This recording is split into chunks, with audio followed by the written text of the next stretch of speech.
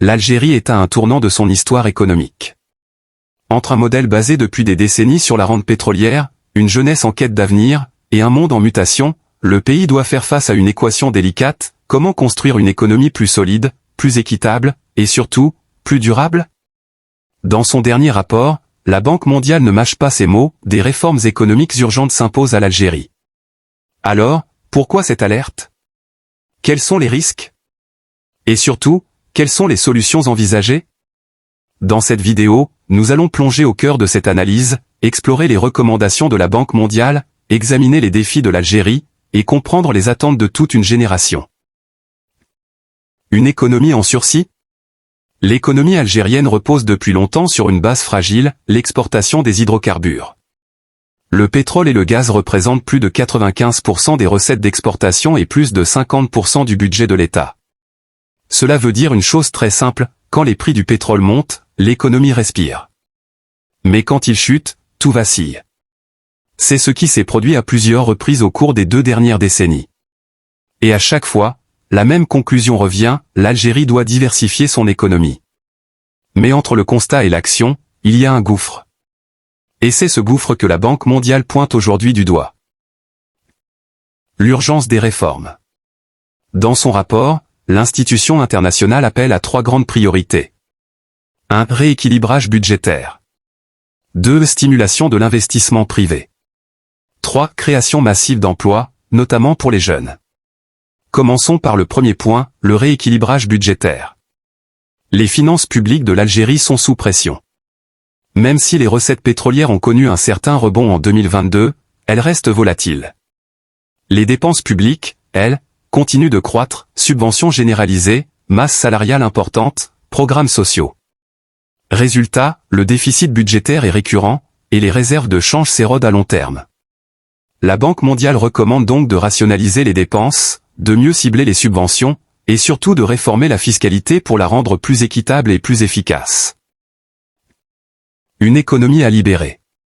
Le deuxième axe, c'est l'environnement économique. L'Algérie reste marquée par un fort interventionnisme de l'État.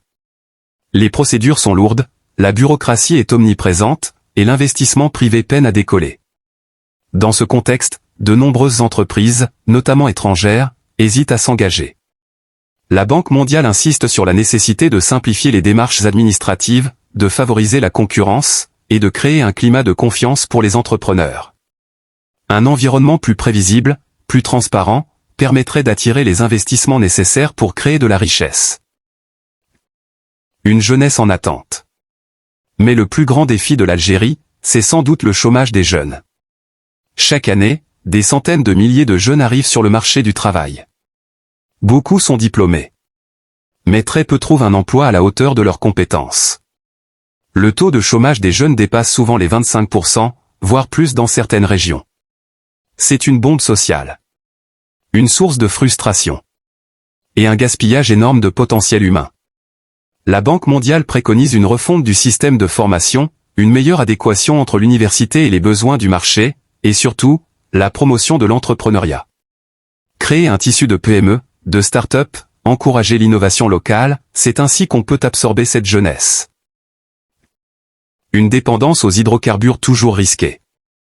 La dépendance au pétrole et au gaz est à double tranchant. D'un côté, ces ressources permettent à l'État de fonctionner, de subventionner, d'investir. De l'autre, elles rendent l'économie vulnérable aux chocs extérieurs.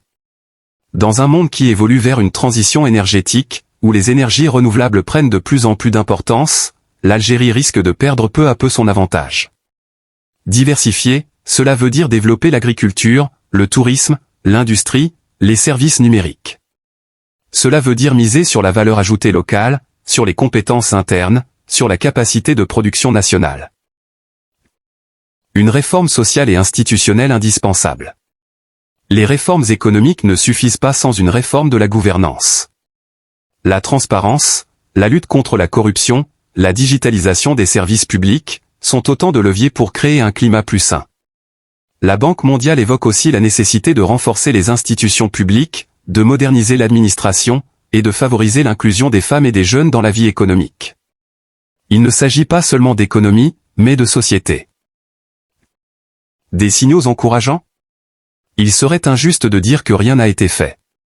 Ces dernières années, l'Algérie a amorcé certains chantiers, nouvelles lois sur l'investissement, volonté affichée de développer les énergies renouvelables, lancement de projets agricoles à grande échelle.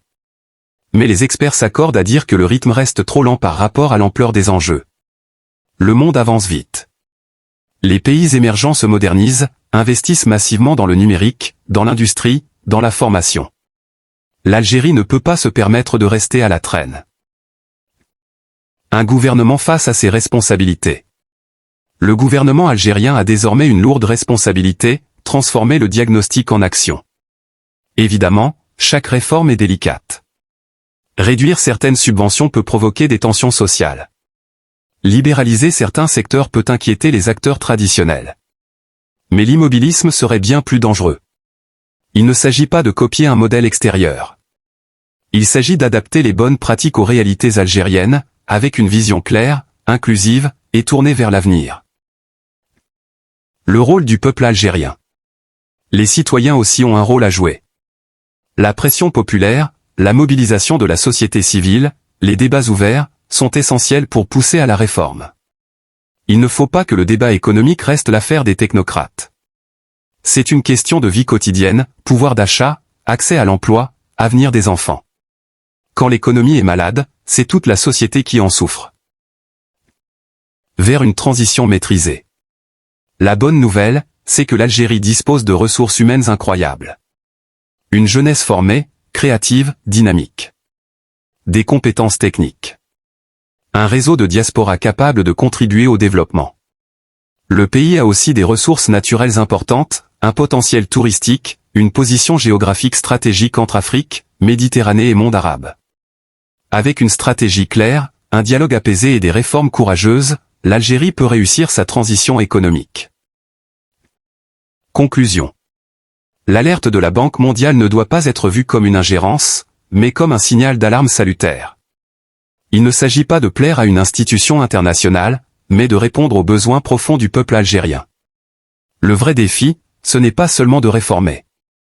C'est de construire une nouvelle vision économique, plus inclusive, plus moderne, plus souveraine. Et si cette vidéo vous a aidé à mieux comprendre les enjeux, n'oubliez pas de liker, de partager, et de vous abonner. Car l'avenir de l'Algérie se joue aujourd'hui.